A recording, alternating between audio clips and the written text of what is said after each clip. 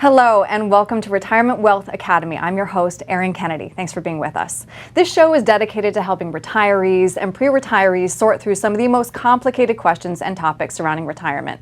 And for that, we turn to local experts. With us, we have Abby Reed and April Reed Cruz. Thank you for being with us today. Good to be here, Erin. Thank you for having us. And you're both with Reed Financial.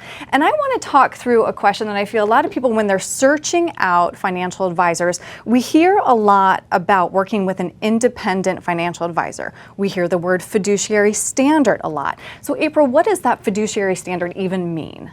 I think a lot of times people have a misconception that anyone who provides guidance or investment advice is a fiduciary. And that's not always the case. But by the letter of the law, what fiduciary standard means is that the individual is charged with acting in your best interest above their own, above the companies they work for. And I think that's a really important distinction. So what then is the importance of working with an independent advisor? Well, at Reed Financial Group, we've been independent for over 40 years, and we've always vowed to stay independent. We think it's very important from the fiduciary perspective that we don't have a company's bottom line that we have to put before our clients, or quotas that have to be met, certain fund families that we have to fill quotas on, or solutions, investment solutions that are unavailable for proprietary reasons and that sort of thing. When you're captive, is how we refer to it, all of those things become a challenge. And your employer is the firm that you work for. It's not your clients. So our vow to remain independent, we believe, is important, because in that manner we're allowed to work with any companies that we want to work with, hire and fire them appropriately, and we work for our clients and nobody else. I see. Okay. And Abby, you and I had talked about this before, like we used to be able to rely on a pension, and now we have a world of all these options. It is overwhelming. So I think more and more people are seeking out this kind of customized response and strategies and solutions.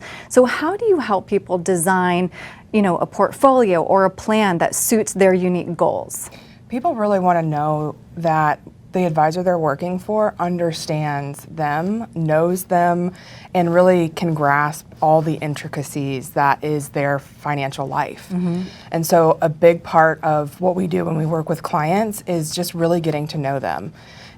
We don't believe in cookie cutter strategies, portfolios, because what we want to do is match the best possible retirement strategies and plan with the individual, because that's what's going to lead to long-term success. That's what's going to help people reach their goals.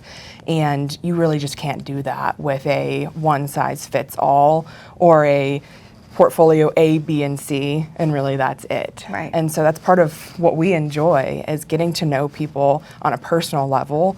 That helps us be better advisors, and then we can give better advice. Well, I know you two enjoy it because you enjoy solving those complex puzzles. It is really neat to see how passionate you both are about it. I want to also ask, Abby, about transparency. How important is that? How important is it that people know what they're going to be paying in those costs up front? It's incredibly important. So if you don't know what you're paying, you can't really tell if you're getting value for what you're paying. The only way to be able to tell that is if you actually know. And unfortunately, a lot of people, by no fault of their own, they just really don't understand how they're paying fees, what fees they're paying. So part of our process, when somebody reaches out to us to get a second opinion on their portfolio, on their plan, we do an analysis of their current fees. So what are you currently paying? Let's quantify that. And then we can start talking about, did you know about all of this? Are you okay with that? Maybe we can talk about some other strategies. And then being transparent, not only do we believe in it from a values standpoint, we believe in being transparent, but part of that fiduciary duty is being transparent. So all of our clients understand what they're paying, how we get compensated, and they know that before they hire us, before they start working with us. So it's not a surprise. We don't like surprises.